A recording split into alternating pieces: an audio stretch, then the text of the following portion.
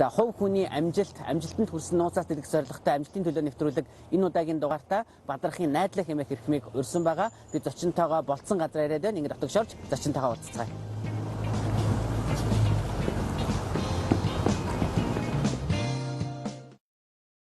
Бадархын найдлаа Улаанбаатар хотод төрсэн эдийн засагч мэргэжилтэй эдийн засгийн форум, Монголын банкны холбоо төрийн бас байгууллагуудын гүйцэтгэх захирлаар ажиллаж байсан хөдөлмөрийн үндэсний намын дарга. Таны бодлоор амжилт гэж юу вэ гэдгээс яриагаа хэлвэл. За амжилт гэхээр хүмүүс янз янзаар боддог байна. Одоо магадгүй зарим нь гавьяа болоод ард аюу шиг болохыг эсвэл их баян болохыг амжилт гэж боддог гэж магадгүй. Гэхдээ энэ бол хүн гаднаас нь хараад бусдыг хараад бусдын амжилтыг харж байгаа зүйл юм байна л да. Миний ойлгож байгаа бол амжилт гэж байгаа бол хүн өөрөө хүсэж байгаа юм. Хүн болон өөр өөрийн юм амжилт бодлого байгаа. Өөрийн хүсдэг юм байгаа. Хийхийг хүсэж байгаа зорилго бас байгаа. Тэрэндээ хүрээд тэр харамжтайгаар үхтэй харамсахгүй тэр бол амжилт байх хэрэгтэй л. Тэр том жижиг баян ядуу нэгдээс хамаагүй байгаа. Хүн болгон өөрийгөө таньж мэдээд өөрийнхөө хүсэж байгааг танаад тэрийг хийж чадах юм бол амжилтаа гэж би бодож байна. Хүн болгонд хувьд тодорхой хэмжээний бас амжилт байгаа. Тэгээд ерөнхийдөө өөрөө ч гэсэн бас одоо тодорхой хэмжээний амжилттай ажиллаж хөдөлмөрлөж яваа. Тэгэхээр зүгээр амжилтанд хүрэхэд нь хамгийн чухал одоо нөлөөлсөн зүйл юу бол? Түрүүний амжилт юу вэ гэдгээс л эхлэе л да тийм. Зүгээр би ингэж боддог юм аа. Хүн ер нь өөрийгөө олох ёстой. За харамсалтай манай хуучин социализм үед байсан тэр сургалтын системд одоо ч гэсэн адил баг. Хүүхдийг өөрийг нь олоход туслахад чамралтаас нэгдэг. Зөвхөн олон нийтийн хуучин социализмын үеийн номлоор хэмжиж ирсэн. Өөрийгөө олно гэж тэр хүн яг ямар хэм бэ? Би яг юу чадах юм бэ? Юу хийвэл сэтгэл хангамжтай байх юм бэ? Юу хийвэл хүүхдээ харамсахгүйгээр өгөх юм бэ? Яг энийг нь олж өгөх юм байна л да. Тэгэхээр энийг бол яг манай үеийнхэн бол одоо 70-аад онд төрсэн манай үеийнхэн бол яг энийг өөрийгөө олоход маш хэцүү байсан гэж би боддог. Социализм үеийн дөнгөж сургалтад дамжаад хүүхэд байхдаа тэр нуруу унсан. 90-аад оны замбраагүй ирсэн. Тэр үед яг бидний аав ээж өөрсдөө байтугай аав ээж ах эгч нь хүртэл яахыг, яаж болохыг, яаж амьдрахыг мэдэхгүй байсан. Тийм сургууль руу хийж чадахгүй. Тийм мэргэжлийг сонгож хийж чадахгүй. Ингээд бизнесийн ингэдийн тэгдийн хийж чадахгүй. Заавал хүн байхгүй. Ингээд явчих, ингээд надад явчих ийм мэргэжлийг дэмээдэг. Тэр улсын дээрээ энэ улс нь муу гэж хэлэх ямар ч боломжгүй чадваргүй байлаа. Тэр манай үеийнхэн бол яг тийм дагах дуурах идеалгүй болсон тийм жоохон хүнд завсрын үеийнхэн. Тэр үед тэгээд яаж өөрийгөө бас олж яаж тэгэхээр яг одоо тэгээд нэгэнт ингээд хүн өөрийг нь олоход туслахгүй байгаа юм чинь. Одоо бид өөрсдөө л олж байгаа шүү дээ. Яг үнийг хэлэхэд бол өөрийгөө олж амжихгүй би ямар хувь вэ гэж багцаагач мэдэхгүй явж байгаа олон хүн байна л да. Би өөрийгөө сайн мэдэхгүй байна. Одоо юу хийх ёстой. За зүгээр би хувьдаа бол за ямар ч юм би бол жишээлбэл би бол эдийн засгийн санхүүгийн мэргэжил сонгоод орсон. Сонгоод ч гэсэн тухайн үедээ бол айхтар өөрхөн сонголт байгаагүй. Хоёр бидний нөгөө мод болсон мэргэжил нь хууль эдийн засаг өсөлт тэгээд тийшээ орсон. Тэгэхээр тэр бол одоо бодвол би алдаагүй. Миний сонирхолтой зөв мэргэжил болж таарсан. Гэхдээ яг тэр дотроо дахиад аль сургууль цаг их алдсан байгаа юм л да. Одоо яг ямар чиглэлээр сурвал хэн болов юу хийдэг хүн болов би хамгийн үр өгдөлтэй ирээд хангамжтай байх вэ? Бусдын мөрөөдлөөр биш өөрийнхөө мөрөөдлөөр яаж амьдрах вэ? Тэгээ одоо яг оролдоод байгаа нь би арай жоохон олон нийтэд хандсан жоохон тийм чанартай сэхэтэн байхыг хүсэж байна л да. Тэгээ яг тийм манай үеийнхэн ялангуяа шинэ үеийн мэргэжилтнүүд тийм байгаасаа гэж үнэхээр хүсэж байна. Тэр талаар жоохон бий явсан. Олон нийтэд хэрэгтэй, бусдад хэрэгтэй. Эргээ зөвхөн ажил хийгээд ажил бонус аваад би аятайхан амьдсан. Тэрийг амжилт гэж бодхоос илүүтэй би яг ийм хийсэн. Эргээд энийг хийдэг байж тэр үед тэгдэг байж харамсахгүй байх юмсаа гэж боддог юм л да. Тэр би тодорхой хэмжээгээр бүрэн гэж хэлээд яг ямар ч үсэн би өөрөө нэг ямар хүн юм бэ? Юу хийвэл хангамжтай байд юм бэ? Юу хийвэл дургүй хүн бэ? Гэдгийг багсаа жоохон таньсан. Хөтөлгийнхэнд өөрийн ч нас танилцуулгыг хүргэсэн л дээ. Тэгээд эдийн засгийн мэргэжилтэй санхүүгийн эдийн сургуулийг төгссөн. Тэгээд сургуульдаа бас тодорхой энэ эдийн засгийн онлын чиглэлээр багшилж ирсэн. За тэгээд Японд явж бас мастер хамгаалсан.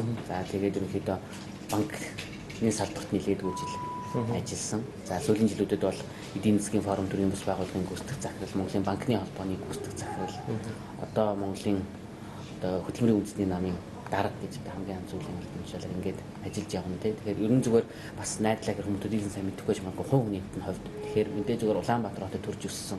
Гэхдээ бас аав ээж найл нутаг усныхын ер нь бас те найдлаа гэж хинбэ гэж сонирхож магадгүй. За би бол яг л далаа дунд төрөөд Улаанбаатар хотод төрж өссөн. Яг тухайн үеийн нэг жирийн хүүхдүүд нэг л дээ. 20 гудууд онцлог өгсөн. За манай аавч бол хоёулаа Увсангийн Завхан сувын харьяат хуучнаар бол Засагдхан аймгийн Цэцэн сартуулын машууны хүмүүс юм аа. Сартуул халах хүмүүс байдаг. За би бол Улаанбаатар хотод төрж өссөн. Яг тэр үеийн хүүхдүүд яг ямар байсан? 90-ад оны оюутан ямар байсан? Тэр хүүхдүүд яг л дуулаад өнгөрсөн. Завсрын үеийнхэн гэдэг юм. Тэр үеийн хүмүүс. За эдийн засгийн дээд сургуулиас ажлын гараа эхэлсэн. Яг тухайн үед бид рүү хэлсэн газар зүй. Миний хобби гэх юм бол бараг газрын зураг гэж хэлж болно. Тийм байсан боловч тухайн үед яг тэр нийгэм задраад нийгмийн хандлага өөрчлөгдсөн, үнэлэмж өөрчлөгдсөн. Тэгээд санхүүгийн цэглэл сургууль орж ирсэн. Тухайн үед бол маш сайн сургууль байсан. Одоо ч гэсэн сайн сургууль. За тэгээд 1997 онд төгсөөд тухайн үед ч бас улсын хүчин бага байлаа л да. Дөнгөж одоо хамгийн ихнээсээ сурж байгаа гайгүй оюутнуудаас шилж аваад багшлуулдаг тийм их тогтолцоо байсан. 90-ад онд улсын хүчин муу байсан. Уушх номч ховор байсан. Тэгээд эдийн засгийн онолыг 3 жил орчим заасан. Заанга оюутан байхаас илүү их юм сурсан л да. Яг тэр зааж ус эдийн засгийн онол тэр үед л ойлгосон. Оюутан байхаас гэхээс илүү. Ажлын гараа эхэлсэн. Тэр үеэсээ л тэгээ яг би бас түн дурдсан. Манай үеийнхний онцлог бол яг энэ нээлттэй нийгэмд яг анхлан орсон хамгийн туршилтын гэмээр үеийнхэн дарамт хамгийн анх стипендгүй сурсан, хамгийн анх хувийн төлбөр сургуулийн төлбөр төлж сурсан. Төгсөд ажил байдаггүй байлаа. Хамгийн анх гадаад явах гэж оролцсон, гадаад явсан. Хамгийн анх гадаадд сургууль төгссөн үеийнхэн, хамгийн анх Монголд эргэж ирсэн үеийнхэн, хамгийн анх тодорхой хэмжээний ажлын туршлага хийгээд явж байгаа үеийнхэн л нийгмийн завсрын азтай ч юм шиг бас хүнд ч юм шиг юм үеийг туулж байгаа үеийнхэн. Тэгэхээр одоо ч гэсэндээ нийгэм бас яг тэр шилжил дуусаагүй. Тэгэхээр энэ үед бас яг энэ үеийнхэн бол үнэхээр тийм анхдагч явж байгаа юм бол ямар нэгэн хэмжээгээр одоо ч гэсэндээ нийгмийн хөгжилд, нийгмийн хандлага соёлд бол нэг үр гүйцэтгэх ёстой гэдэгт би бол итгэдэг. Хэлж ин манай ихээр тийм олон зүйлийн анхдагч гэдэг. За тэгээ гадагшаа бас сурч хөдөлмөрлөхөд бас анхдагчаа. Тэгээ өөрөө бас Япон улсад сурч хөдөлмөрлсөн тий. Тэгэхээр тэр үед бас хүндх зүйл байсан. Үгүй тэр яг би бол яг энэ Япон улсын газар тэтгэлгээр тэнцээд явсан юм. Тэгэхээр тэнд бол ямар ч асуудал байгаагүй. Тэр сайхан оронд бол яг л хамгийн сайн сургуулиудын нэгд нь бол яг бүрэн боломжтой, яг өөрийнхөө хүссэн хэмжээгээр сураад ирсэн. Тэрэнд их баяртай байдаг. Тэндээсээ яг юу олж авсан юм? Тэнд бол одоо тэр эргээд яг тэр сурсан сургууль чинь эргээд тухайн үедээ биш юм боловч ингэ сүүл бол асар хэрэг болд юм байна л да. Би бол яг эдийн засгийн онол хөгжлийн эдийн засгийн чиглэлээр сурсан байна. Тэгээ одоо яг улс орон яаж хөгждөг, ямар байвал хөгждөг юм, бусад улсын жишээ, кейс, үйлдвэрүүд энэ бүгдийг судалж байсан л да. Тухайн үед бол нэг хайхтар гэж анзаарч их чухал юм үзэж байна гэж бодож байгаагүй сургууль сураад оюутан төгсөж байсан. Яг одоо эргээд харахад бол яг одоо харахад бол яг өссөн хөгжлийг яадаг юм, Монгол улсыг яах ёстой гэдэг нь бол тэр үед сурж ирсэн, уншиж ирсэн юм одоо яг орж ирж байна л. Тийм болохоос бид нар одоо тэр клуб байгуулаад бэлдээ улсын хөгжлийн тухай асуудал яриад тэр гаргалгааг хийгээд байгаа юм. Өртөөсөө яг манай үеийнхэн тухайд сурж ирсэн, үзэж харсан зүйлсээсээ ихтэй зүйлсэн юм. Клуб байгуулад гэж нөгөө хөгжил хүн клуб гэж байна. Тэр клубээс сонирхол. За тэр бол ердөөсөө яг л бас л манай үеийнхний байгуулсан клуб юм байна. Ямар нэг үс төрийн зорилго зөвхөн бидний өнөөдрийн энэ тулгарч байгаа асуудал юунаас болоод байна? Бид яах ёстой юм бэ? Ус төрхөөс илүүтэй салбартаа яах ёстой? Яг шийдэл нь яг юу юм? Монгол улс тэр чигээр мухардчаад байна шүү дээ. Одоо бүр яхаж мэдлээ боллоо. Дээр дөрвөө баян ядуугүй дарга зэрэггүй. Тэгэхээр энийг яах вэ гэдэг асуудал ярьж явсаар хагаад яг хөгжлийн асуудал тэгж явсаар хагаад эцсийн дүндээ өөрсдөө улс төрийн соёл, улс төрийн орчинг өөрчлөхгүйгээр бид цаашаа явахгүй байна гэдгийг дүгнэлтэнд хүрсэн юм л да. Тэгээд цаашаа нам болоод явсан тийм үг байна. Тэгээд яагаад зүгээр тийм клуб байгуулсан? Яагаад нэгдсэн? Зорилгоны яс ингэ. За энэ яагаад байгуулсан бэ гэхээр одоо манай үеийнхэн ч бол ерөөхдөө 40 орчим насны хүмүүс байна л да. Одоо бүр 25 та хүүхэд биш, бас 60 та шүү биш. Түрүүн биесэн хамгийн нээлттэй нэг хамгийн анх боловсрол эзэмшсэн социализмын үеийн онол заалгаагүй одоо хамгийн шин босролтой үеийнхэн юм байна. Тэгээ энэ хүмүүс бол салбартаа бас л тодорхой хэмжээний төвшөнд хүрсэн, шийдвэр гаргах төвшөнд хүрчихсэн, асуудлыг ойлгодог болчихсон. Нийгэмд юу болоод байгаа бусад тэр одоо муухай гэдэг юм уу тэр хэсэгтээ ингээд нүүр тулцсан хүмүүс л. Тэр шийдэл нь яах ёстой вэ гэдэг дээр ярьсаар байгаа тэр ерөөсөө нийлж ямар нэгэн байдлаар энэ бизнесийн улс төрийн орчин өөрчлөлтөхгүй байна. Өөрсдийн тул тодорхой хэмжээний эрх мэдэл шууд идэвхтэй оролцоо хэрэгтэй байна гэж нам гэдэг асуудал орсон юм аа. Уг нь бол улс төр нам зорилго өрдөөсөө биш юм байна. За тэгээ хүн нам гэдэг байгаа. Энэ нам ямар түүхтэй сонир түүхтэй 11 онд бүртгүүлсэн байдаг юм. За бүртгүүлсэн боловч нам гэж байгаа бол үзэл санаа байдаг. Зарчим байх ёстой. Тэр амьлуулахын тулд үзэл баримтлал бодлого байх ёстой. Цаана тэрийг тээж явдаг хүмүүс байх ёстой. Тэр тээж яваа хүмүүсийг дэмжигч олон түмэн байх ёстой. Тэгээ энийг хийхэд бол нэлээд их мэдлэг, хүч, цаг, мөнгө бас шаардлагатай. Тэгээ бид нар ярилцаад энэ намтаа нэгдээд одоо тэр сүнсийг нь оруулаад ингээд Монголд хэрэгтэй нийгмийн захиалга болсон үнэхээр олон түмэн өсөж байгаа тэр нам улс төрийн өвчнийг байгуулах зорьсон юм. Үнэхээр амжилттай явж байсан. Сая зөвж байгаа зөрчил гарлаа. Ер нь бол зүгээр намыг байгуулаад одоо тэгэл нэр аваад л хадгалсан байсан л гэж ерөөхдөө ойлгомжтой тийм. Тэрэн дээр нь та энэ өдөртөө үйл ажиллагаа явуулж ирсэн энэ хөгжил хүн клуб нэгдэл тэгээд одоо энэ шинжилсэн хүн нам бий болсон л гэж ойлгоод байна тийм. Үгүй тийм. Тэгээ яг гол нь яг нь одоо монголчуудын бид бүгдийн олон нийтийн хүсэж байгаа зүйл юу вэ? Ямар намыг өсөж байна. Одоогийн намыг бол өсөхгүй шүү дээ. Юус биш байна гэж хараад. Гэхдээ намгүйгээр барьж байхгүй. Тэгээ нам нь ямар байх ёстой вэ? Тэгээ нам нь бол өрдөөсөө маш товчхон хэлэх юм бол дүрм журмаас сахидаг, ёс зүйтэй, тийм хуйлдаангүй, ханцуун дотор наймалцдаггүй ийм л нам байхыг олон нийт хүсэж байгаа юм. Тэр хүн намын тэр дүрм журм юусоо тогтоох гэж оролцсон. Бүх соёлыг юусоо энэ чиглэсэн. Энэ бол бидний ч биш олон нийтийн хүсэл тэмдэглэл. Тэгээ одоо хүн намдраа гарч байгаа зөрчил бол яг хуучин шигээ одоо бусад намд гэдэг юм одоо Монголын улс төрийн соёлд байгаа хуйлддаг, увайгүй, ёс зүйгүй, хувийн хонжоогоо олон нийтийнхээс дээгүүр тавьдаг тэр соёлыг хэвээр хадгалж хүн нам адилхан тийм болох уу? Эсвэл бидний хийх гэж зориод байгаа олон түмний хүсэж байгаа цэвэр хуйлдаангүй дүрмээ барьдаг намыг бий болох уу? Энэ хоёрын зөрчил юм байна. Тэгээ ингээд бодоход зөвхөн хүн намын дотоодын нэг хэдхэн хүний хооронд ямаргаа биш. Энэ бол Монголд шинэ улс төр, шинэ цэвэр улс төр гарах уу? Хуучнаар байх уу гэдгийн зөрчлийн ялзаа гэх фронт юм л дээ. Тэг үүнийг мань бас яг олон учрыг мэдэх найз нөхөд иргэд олон нийт нь ойлгож дэмжээсэй гэж хүсэж байгаа. Тэр улсын хурлын гишүүн Ганбаатар одоо юу гэдгийг хүн намыг анх одоо санаачлал одоо нэрийг бүртгүүлээд одоо төрний хэлдгийг хадгалсан байсан нь Ганбаатар гишүүн юм шиг хүмүүс тийм ойлголт өгöd байна. Ойлгоод байна. Та нар бол одоо ийм хөгжил хүн гэдэг клуб босонаасаа идэвхтэй үйл ажиллагаа явуулж ирсэн байна. За ингээд энэ хоёр нийлээд ингээд шинжилсэн нам болжээ.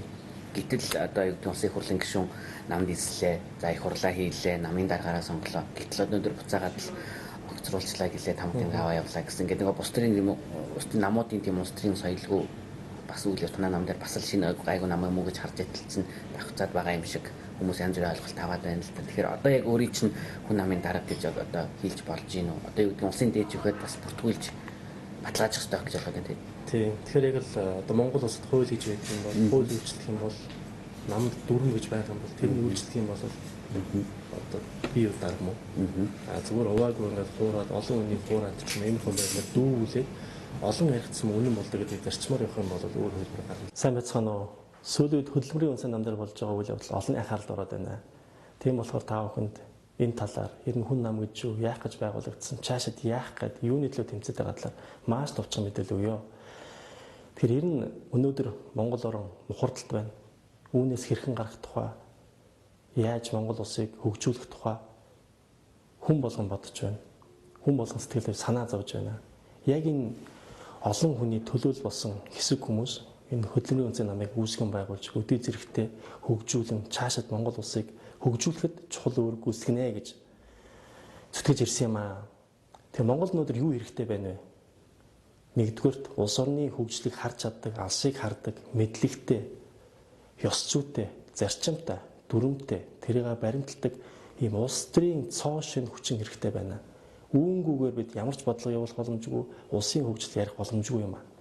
Тэр яг л ийм л намыг, ийм л улс төрийн хүчин, ийм л улс төрийн соёлыг энэ хүн нам дээр ажиллаж байгаа залуус бүтээхийг зорьсон юм л да. Өнөөдөр Монголд улс төр хийнэ гэдэг нь ямар нэгэн байдлаар хувийн хонжоогоор албан тушаалаа хийх, гишүүн болох ийм зүйлийг л ойлгож байна л да. Яг үүндээ бол улс төр бол олон нийтийн төлөө, бусдын төлөө, ирээдүйн хойж байгаа төлөө чин сэтгэлээс ажиллаж байгаа аливаа үйлдэлийг их баг гэлтгүй хийдэг юм аа. Тийм болоо өнөөдөр Монголд дутагдж байгаа зүйл бол ердөөсөө энэ жинхэнэ улс төр дутагдж байна. Тэг өнөөдөр монголчууд сонголтгүй болчлоо гэж ярьж байна. Хэнийг дэмжих вэ? Аль намыг дэмжих вэ? Яах вэ гэд. Юуг нь харах вэ гэвэл тэр нэр нь хамаагүй, хэн нь хамаагүй. Хамгийн гол нь цаана саяын тэр олонний төлөө чин сэтгэл байна уу? тэрийг гүйцэлдүүлэх алсын хараа байна уу? Мэдлэг нь байна уу? Итгэл үнэмшил зориг нь байна уу? Эсвэл олон итгэлийг авчиад хэн нэгэнд худалдчихаар хүн байна уу? Гүй гэдгийг харах хэрэгтэй байгаа юм л да. Тэр хүн ам дээр бол яа харахгүй нийгмийн захиалгаар, түүхийн захиалгаар яа харахгүй шинэ үеийн мэдлэг, шинэ үеийн хүсэл, тэмүүлэл цугласан юм аа. Ийм болохоор ч олон итгэж найдаж байсан юм. Тэгээ энэ итгэл найдрыг бол бид хизээж бөхөөхгүй. Энэ бол бидний зүйл биш. Яг бидэнд итгэж байгаа энэ олон нийтийн монголчуудын хүсэл тэмүүлэл бол хизээж унтрахгүй. Монголчууд түүхэндээ олон удаа уруудаж дороотож байсан. Гэхдээ хизээж мөхөж байгаагүй. Тэгээ одоо ч гэсэн нэлээд мөхгүй. Бид энэ олон итгэл найдрыг алдахгүй төлөө зүтгэх болно. Тэгээ бид чаддгүй махад бидний дараагийн үе авч явахуцаар бусдаас хамгаалж өвлүүлэх болно. Тийм болохоор монголчууд минь ээ, олон түмэн ээ яг энэ чин сэтгэлээсээ хийж байгаа зүйлсийг мань дэмжиж бидний нэг болоод үүнийг хамтдаа ирээдүйн Монгол орноо бүтээн байгуулцгаая. Ингийн тулд монголчуудад хийх зүйлийг олон бишээ. Ердөөсөө зөв хүмүүсийг, зөв зарчмыг, зөв улс төрийг, шин соёлыг, шин хандлагыг зоригтойгоор хүлээн авч дэмжих хэрэгтэй юм аа. Хүн намыг ингээд анх байгуулагдах заах үед ч юм уу хүмүүс ярьж ирсэн. Та түрүүний хүмүүсээс яриад байгаа нөгөө институт гэдэг тийм. Одоо дэрэгдээ жишээлбэл мэрэгжлийн одоо салбарын одоо тийм мэрэгжлийн хүмүүс байгаа учраас бас тийм институттэй байна дэрэгдээ тийм. Дандаа тийм судалгаа шинжилгээ хийдэг төвтэй байна. Их зүйлийг ярьж ирсэн. Тэгжээж бодлого боловсруулна гэж тийм. Тэгэхээр институт гэдэг яриад байгаа ойлгомжгүй гадаад үг боловч энэ бол товчхон хэлэх юм бол дүрм журмаас ихтэй нэг хүнээс хамаардаггүй байхыг хэлж байгаа. Одоо банкны холбооч гэсэн адилхан. Ганцхан нэг ерөнхийлөгч нь байгаа ерөнхийлөгчийн дагаад нь хоёр төсөл яваад ийм биш ээ. Банкны холбоо дүрм журмаар ажилладаг. Олон гишүүдээс хамаардаг болчихсон. Энэ институт болоо хөгжсөн. Одоо Монголд хамгийн хүчтэй мэрэгжлийн салбарын холбоо бол банкны холбоо. Яагаад гэвэл нэг хүнээс хамаардаггүй олон гишүүд шийддэг. Тэгэхээр тэр байгууллагатай хилцэл хийж болж байгаас төр нь одоо шууд түүнээс тамгаа өөртөлсөн зөвхөн өөрийгөө холбоогоо ботсон хэдий бол их боломжгүй. За намын хувьд бас яг адилхан. Яг дүрм журмаас ихтэй тийм ёс зүйтэй нэг хүний биш нам байх хэрэгтэй. Монгол бол нэг хүний нам олон байна шүү дээ. Нэг хүний нам байх юм бол тэр ямар ч гоё хүн байгаад, мундаг хүн байгаад, ямар ч гоё юм яриад хизээч бүтэхгүй. Энийг л бид яг маш сайн ойлгох хэрэгтэй байна. Тэгээд дахиад хэлэхэд хүн нам дээр болж байгаа зөрчил бол нэг хүний нам байх уу? Яг олон нийтийн төлөө ийм олонний жинхэнэ дүрм журм байдаг нам ийм зөрчил юм шүү. Тэгэхээр тэр хүрээлэн гэж бид нар байгуулсан байна. Одоо салбарын мэргэжилтийн судлаачлал хийж байгаа бодлого. Гэхдээ эцсийн дүндээ бодлогыг бол яг тэд нар бол хийн. Гэхдээ яг тэр яг хаашаа явах вэ? Улсыг бүтээх, төрийг бүтээхийг бол улс төрчид болцсон хийдэг. Тэгэхээр энэ бол судлаачд мэдээж оролцсон. Гэхдээ цаана нь бол яг тэр улсыг бүтээх, төрийг байгуулах, одоо Монгол иргэн үнийг бүтээн байгуулах гэж байгаа бол яг нөгөө эдийн засаг гэж мэргэжилтэн байдагтай адилхан төрийг цэцдэг тийм тусгаар мэдлэг байдаг. Энийг эзэмшиж чадсан хүмүүсд энийг хийж чадна. Тэгэхээр Монголд яг ийм шинэ үеийнхэн бас байна. Тэрнээс зүгээр нэг их хурлын гишүүн болгосон, тэрийг бизнестэйгээ холбосон юм сонирхолтой хүмүүсээс тэр хүмүүсийг ялгааж байгаа дэмжээсэй гэж хүсэж байна. Тэгээ энэ бол аль ч улсын түүхэнд байдаг. Зүгээр нэг хүмүүс хийдэггүй. Энэ бол тодорхой хэмжээний мэдлэгтэй бүхэл бүтэн сул үеийнхэн хийдэг юм байна. Одоо Монгол үйл ажиллагаа явуулж байгаа улс төрийн намууд за жишээлбэл Монгол Ардын нам удирдах зөвлөлтөй эсвэл баг хурлаараа шийддэг эсвэл арчсан нам үндэсний зөвлөлт хороогоор ч юм үзэхээр асуудлыг шийддэг. Хүн намын тухайд бас одоо юу гэдгийг тодорхой яг ийм намын дүрмийнхаа дагуу байгуулгаараа шийдэж л одоо дарга зэрэг огцруулж асуудлыг шийдсэн гэж ойлгоод байгаа тийм. Одоо нэг хүний нам болох гээд нэг хүн ганцаараа зүтгээд алдаа гаргаад байгаа учраас л тэрийг олонхороо ярьж шийдэж тэр хүнийг огцруулж дараагийн даргаыг томилсон л гэж ойлгоод байна. Зөв яг зөв тийм. Хүн нам дээр төв хороо гэж байдаг. Төв хороо тийм. Байгуулалттай адилхан тийм. Тэр нь бол олон гишүүнээс бүрддэг. Манай намын дүрм бол бусад банаас арай өөр. Яагаад гэвэл бид нар тэр түрүү яриадсан тэр институт чанарыг суулгахын тулд нэг дараагаас хамааралгүй байхын тулд хийсэн юм. За энэ бол зарим хүмүүс таалагдахгүй байж болно. Ийм зөрчил. Тэгээ энэ намд одоо анх ирсэж орж ирэхдээ л энэ одоо бүх дүрм журмыг зөвшөөрчл намын гишүүн болсон. Мэдээж тийм. Мэдээж Ганбаатар гишүүний тухайд тийм. Тэгчгээ тэрийгэ зөрчөөд байгаа учраас л төв хорооны асуудлыг шийдэж байна гэж ойлгосон. Ойлгоод байгаа юм байна тийм. Яг зөвхөн улс төрийн асуудал дээр нэг юм өөр зүйл байдаг юм байна л да. Хэн олон хүнд худлаач хамаагүй ярьж чадна. Тэр хүн үний юм шиг харагддаг нэг тийм харамсалтай зүйл байдаг юм. Тэгэхээр би зөвхөн олон гишүүд дэмжигчтэй хандаж бас хэлмээр байна л да. Тэр хүмүүс бол яг биднийг харж байгаа чинь бодлогыг харж байгаа. Монголд үнэхээр өөрсдийнхээ хөр нэмрээ оруулъя гэдээ орсон маш их байна. Тэр хүмүүс мэдээлэл хүрхгүйгээс болоод нэрэж бас тэр яриад байгаа худлаа зүйлс үн чим шиг хэн нэгэн хүн бусад намын бүлэглүүдийн санаарахлаар ороод энэ намд шургалж байгаа энэ намыг тараах гэдэг гэж тийм өртөөсөө байхгүй. Тэгээ тараах гэдэг гэж хэлэгдээд байгаа хүмүүс чинь энэ намыг харин жинхэнэ үдийг болтол яг сүнсийг нь бүтээж хамгчин сэтгэлээ өгч ажилласан хүмүүс юм аа.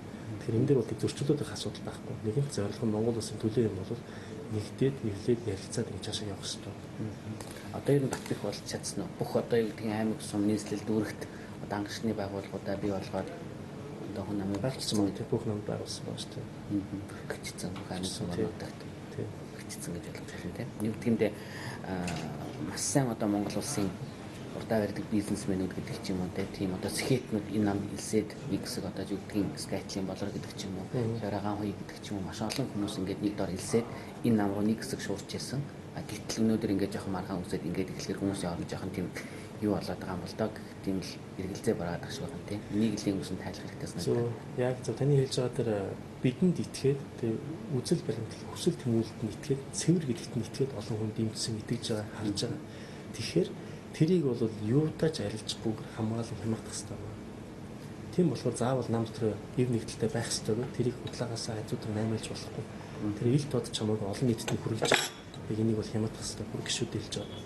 Эцсийн дүндээ бол саяын тэр одоо бид бидний төрчлөлтөд байгаа тэр саяын тэр үнэт зүйлийг олон нийтийг хамгаалъя гэж байгаа хэсэг бол заавал ялна. Яагаад гэвэл сонгуультай сонгуулийн нь бол монголчуудын өөрийнх нь хүсэл энэ хүсэл бол 20 онд ч байна, 2040 онд ч байна, 50 онд ч байна. Үед амжаал байна. Тэгэхээр энэ бол ялна бүрэн ихтэй тийм болохоор тууштай тэмцсэн. Түн хороогоор намын дарга болоо сонгогдчихлаа. Тэгэхээр тэрнээс хойш тодорхой шийдвэр гаргасан нь хамаг тэмдэг өөрт нь байгаа юу гэдгийг одоо улсын дээд зүхэл эцсийн байдлаар баталгаажуулж бүртгэх ёстой л гэж ойлгоод байна тийм. Ер нь даргааг шинэ даргаас болохоор тийм тэр бүртгэх ёстой байгаа. Яг өөр бүстэр бол байхгүй шүү дээ. Өөр бүстэр байхгүй бүртгэх ёстой байгаа. Тэгээд өргөдлийг нь дээд зүгт өгсөн байгаа. Тэгээд хууль журмынхаа дагуу явж байгаа санаа зовхгүй юм л да. Зөвхөн түүний хэлдэг зөв худал ташаа мэдээлэл гадуурлаа байгаа. Тэр мэдээллээс болж гişүүд тэмцээд төрөлхөд байсан байж байна. Одоо юу гэх саяхан олон улсын эмэгтэйчдийн эрхийг хамгаалах гэдэг буюу Мартин 8-ны баяр өдөр боллоо. Телевизүүдээр хүн намын дарга сайн хүн Ганбаатар гэж мэдлэгээ дэвшүүлээд байхаар хүмүүс чинь огцорч хаагүй юм уу?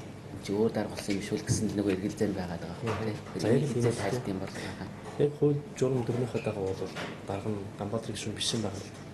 Тэгэхээр гişүүн дарга гэж хэлээд байх юм бол би арт хүнд тэмцэж байна гэж хэлээд байх юм бол эсвэл хэдэн бүлэглүүдийн хүмүүс намайг бодлогоод гэж хэлээд байх юм бол хүмүүс итгэж гэж бодоод байна шүү.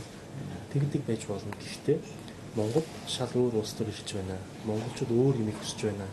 Монголчуудын тэнэг хүмүүсээс бишээ энийг ялгадаг, салгадаг, сунгаж чаддаг 2000 жилийн түүхтэй унаж байгаа бос чичээс ард. Тийм болохоор би тэрэнд бүр итгэлтэй байл. Хүн яаж шудлаа ирсэн хуурхыг оролцсон олон түн бол зөвийг гаргаж ялгана.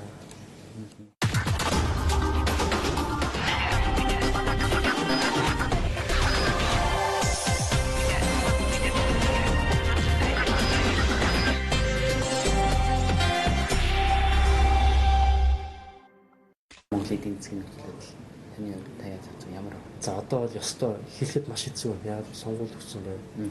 Яг эдийн засгийнхээс илүү улс төрийн элдвийн эзэн шийдэл сонголтууд олон байна. Тэгээ халахвчууд олон байна.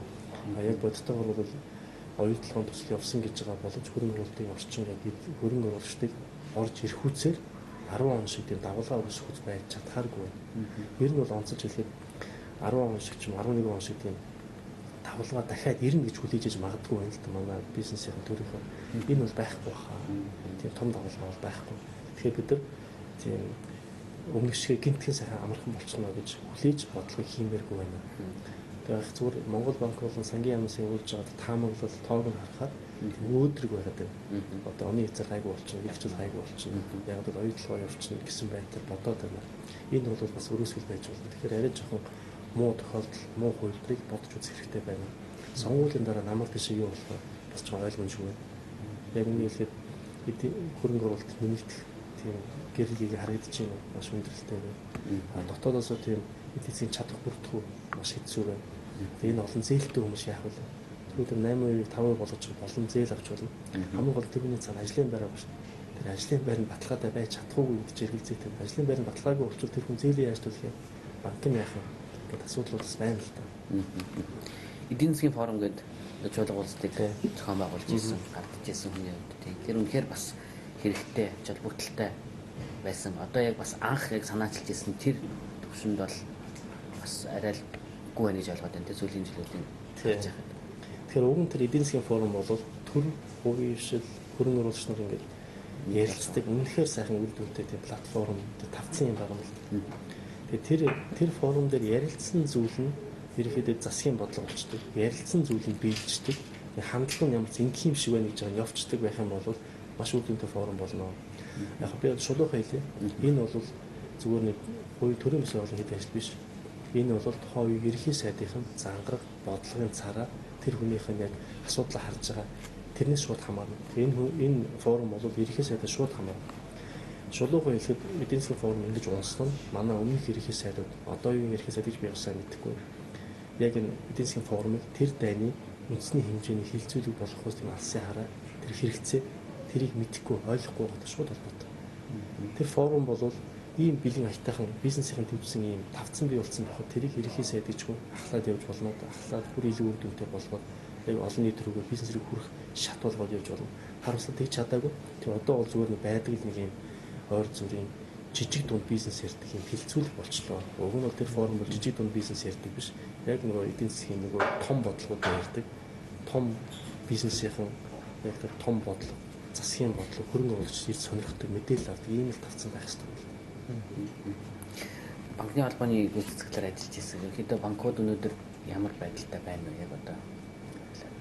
За банкуд мэдээж хэрэг яг өмнөх 5-6 жилийн өмнөхтэй харьцуулах юм бол яг тэр эрсдлийн удирдлагын чадвар, хяналтын хувьд бол харьцуулах аргагүй болсон. Тийм болохоор ч ойр зүрийн тийм эдийн засгийн бизнесийн тийм сулралыг бол дажрахгүй давж байгаа шүү дээ. Тийм гэхдээ банк гэдэг байгууллага бол эдийн засаг ямар вэ? Тэрнийг тусгална гэдэг. Эдийн засаг муу ах нь банк бол муу ах боломжтой. Тэгэхээр банкны салбар харин харьцангуй юм удирдлага хяналт сайтай байгаа болохоор одоо энэ эдийн засгийн дараа асуудлыг ингээд шүүгээд ингээд цааш нь даймжуулахгүй байж чадаад байгаа. Тэгээ энэ дээр бол би бол хэрэгэлцэхгүй. Ганц жоо банкуд бол өмнөх мэдээж эдийн засгийн сайн үеиг байсан бол чанаргүй зүйл хэмжиж байгаа нэмэгдсэн байлаа. Тэгээ цаашдаа сухсаа гэсэн зээл жоохон нэмэгдэж байгаа хандлага байна. Тэгэхээр тийм амар бол биш байгаа. Гэхдээ эдийн засгийг одоо 50 турш гарч юм уу тэгээ дампуураад ингээд хямрал болчихоо гэж би бодохгүй сайн захгүй. За тэгээд өөрөө түрүү яриад байсан бас институт гэдэг тодорхой бас судалгаа хийж байгаа Монголын эдийн засаг ямар ах хэвтэй байдаг. Хүн намын тухайд ч гэсэн одоо мөрийн хөтөлбөр уусруулахын тулд ч гэсэн тэр олон одоо салбарын эрдэмтэн судлаачдаас бас тэ судалгаа авч тэрний үндсээр мөрийн хөтөлбөрчлэр бүх юмаа боловсруулж байгаа. Тэгэхээр зүгээр цаашдын ер нь зүгээр Монгол орны эдийн засаг Монгол орн ер нь улс орн яаж хөгжтний бэ гэдгийг өөрөө Японд сурч байхдаа хүртэл бас тодорхой онолыг нь ойлгож мэдээж авсан гэдэг шиг одоо Монгол орныг цааш хөгжүүлэхийн төлөө юу хийх хэрэгтэй байна, яамаар байна гэж. За Монгол улс бол ямар ч гэсэн монголчууд бол ийм баялагтай, ийм хиймэрлэг, хүсэл тэмүүлэлтэй, эрч хүчтэй, авиаслын алт мэдээ улс бол хөгжихэд бол ядах юм байх ёсгүй. Монгол улс бол зөвхөн нэг юм тийм хөгжиж байгаа орн гэхээр хүүгээр дэлхийн Монгол болж боломжтой, бүрэн боломжтой. Тэгэхэд бол бид нар яг тэр хөгжлийн алсын хараа тэр хөгжүүлж болдго юм байна. Төрийг ингэж засдаг юм, усыг ингэж авч явдаг юм байна гэсэн итгэл үнэмшил зориг хэрэгтэй байна. Жишээлбэл Монгол улс дэлхийн санхүүгийн төв болж болно шүү дээ. Энийг ихэнх хүн мэддэг үү, ойлгодог үү, айдаг те. Энд чинь боломжгүй юм биш үү, тэр юм биш үү, энэ юм биш үү. Үнэхээр зорих юм бол болдог. Дубай болж байна. Тэгээ Казахстан хийж байна. Сингапур болчтой. Тэгээ монголчууд яагаад болохгүй юм бол боломжтой байхгүй. Зөвхөн энийг мэддэг, яаж хийх нь мэддэг. Тэрэндээ зорьсон итгэл үнэмшдэг хүн байх нөхөөс ойр зүрийн юм тийм ганц нэг төслөө шүүмжилсэн ч юм уу. Тэгэд хоорондоо их тохиролцсон зүйлээр хийж явахгүй. Тэгээ энийг хийхэд бол хэн хийх ёстой вэ гэхээр одоо зүгээр нам нь өөрөө нам шиг нам байх ёстой. Институт зах хэрэгтэй тань хэлж байгаа. Нэг хүнээс хамаардаггүй, нэг дараагаас хамаардаггүй. Тэгжиж олон чадaltaй хүмүүс, итгэл үнэмштэй хүмүүс нэгднэ гэхээс биш нэг дарга байх юм бол тэр даргын боол болохгүй шинж тийш очихгүй. Ялангуяа мэдлэг чадвартай алсын хараа туус тийш очихгүй юм бол. Тэгэхээр нэгдүгээр тийм улсыг хөгжүүлэх алсын хараа урт хугацааны хөгжлийн тэр итгэл үнэмштэй хэрэгтэй, хүсэл хэрэгтэй, үндэсний хүсэл тэрийг төлөөсөн тэгээд улс төрийн цэвэр шин нам хэрэгтэй юм. Энэ нам бүх намыг өөрчлөхгүй байхад ямар ч улс төрийн орчныг өөрчлөхөд нөлөө үзүүлэх нэг бүр хэлтгэлтэй.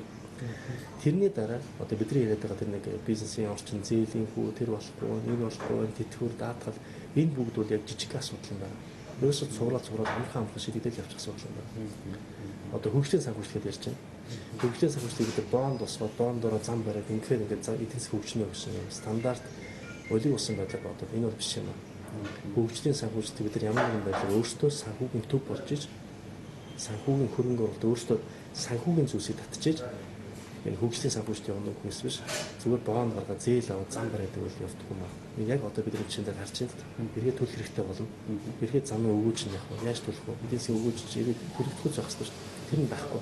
Тэгээ улсын зээлүүд бол энэ бизнесийн зээлээс өөр үздэг л дээ. Уус бол хэзээ ч дампуурдаггүй гэж үздэг.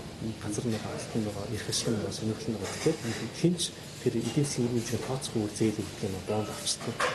Тийм болохоор одоо эргээд бид нар хүнд байж байна. Бизнесийн хэрэг зээлээс Монгол улсад хинч зээл өгөхгүй байсан. Тэгээ энэ ялгааг мэдээд бид нар ямар нэгэн байдлаар бодлогынхаа хандлагыг өөрчлөхгүй болоод яг одоо жишээл ингэж бодоод тоог нэмж хасаад ингэж хүчлээд байх юм бол хөгжихгүй. Эсвэл оюутлогыг заа 5 тонн заа хөгжих гээд яриад байх юм бид хизээч хөгжихгүй. Тэгэхээр миний яриад байгаа тэр шин ба хуучин бодлого, шин ба шин хуучин үе зөрчил гэж хаана өнөх вэ? Эндээ л байна. Улсыг хөгжүүл гэдэг чинь одоогийн бидний 25 жил явж ирсэн бодлогоос шал өөр юм шүү. Улсыг хөгжүүл гэж байгаа чинь өөр зүйлээ. Улс төр гэж байгаа бас бидний бодож байгаа өөр зүйлээ гэдгийг л ойлгомоор байна. Тэгэхээр гарцыг та яаж харж байгаа вэ? Гарсан ерөөсөө улс төрөөс эхэлнэ. Одоо яг энэ хүн намдар болж байгаа зөрчлөөс эхэлнэ. Тэр хүн намдар үнэн худлаа шинэ хуучин хоёрын шинэ улс төр хуучин улс төр хоёрын энэ ялгаан дээр шинэ улс төр хийж байгаа хүчин ядагдах юм бол Монгол улс дахиад өөрчлөлт шинжилгээг шинэ уур амьсгал оруулах боломж маш бага болно. Дараагийн үеийнхэн нэлийн хэдэн жилийн дараа дахиад шинээр эхлэх хэрэгтэй болно. Тэр үүн дээр бид нар ямар нэгэн байдлаар зарчмын үнэн нь ялдаг. Шинэ улс төрийг хүсэж байгаа тэр хүсэл тэмүүлэл зарчимч байдал дөрвөн барийг хийж байгаа ялдаг байх юм бол ялах юм бол цаашаа бид биш хэдхэн хүн биш Монгол улс ялах юм. Энэ бол тэгэхээр хүн намдар болж байгаа зөрчил бол Монголын шинэ хуучин улс төрийн фронт нь болж байгаа юм шүү. Үүнийг манай ялангуяа учир мэдэх хүмүүс маань сайн ойлгоод дэмжээсэй. Тэгвэл буруу мэдээлэл автаад эргээд албан тушаал хөөцлөд байгаа хүмүүсийн тухай ярьж байгаа нэг хандлага нь буруу байна. За тэгээд хэдэн нэвтрүүлгийн маань цаг дууссан шаан чинь тэгэхээр ерөнхийдөө миний асуугаагүй бас нийтлэг амжилт хэлхийг байвал өрөндөө бас нэрийн нэвтрүүлэг хөндлөл. За өнөөдрийн сэдвтэй холбоотой хэлье да. Яг сэхэтэн хүн гэж хэн хэлдэг вэ? Тэгэхээр диплом барьсан, ажиллаа хийгээд явж байгаа, цалингаа аваад явж байгаа юм биш юм аа. Сэхэтэн гэж байгаа бол үнэхээр мэрэгчлээ мэдж байгаа юм бол олон нийтийн төлөө, нийгмийн төлөө, шинэ соёл, шинэ хандлага, нэвтрүүлгийн төлөө тэмцэж байгаа, зоригтой дуурдаг хүн хэлдэг юм аа. Жишээл дэлхийн хавтгай гэж хэн нэгэн хашгираад байхад бөөринки гэдэг нь мэдсээр ижиж дууга байж байгаа. Эсвэл тэрүүгээр энэ найзтай шивнээс сууж байгаа хүний сэхэтэн гэж хэлдэг юм аа, мэрэгчлэн гэж хэлдэг юм.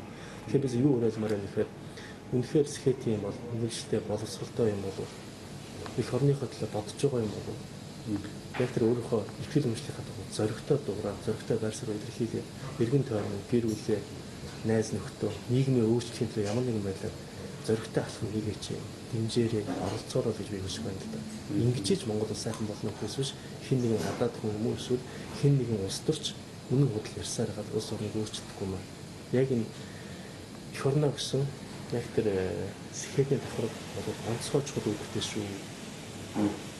За баярлалаа. Тэгээд урилгын маань хүлээн авч амралтын өдөр цаг зав гарган бас үзэгчтэй өөрийнхөө хөдөлгөөс талхснаа илэрхийлье. За баярлалаа. Хүн өөрийн хүсэл зорилгын мэдрэмжийг хангаж чадвал тэр нь амжилт юм. Бадархын найдал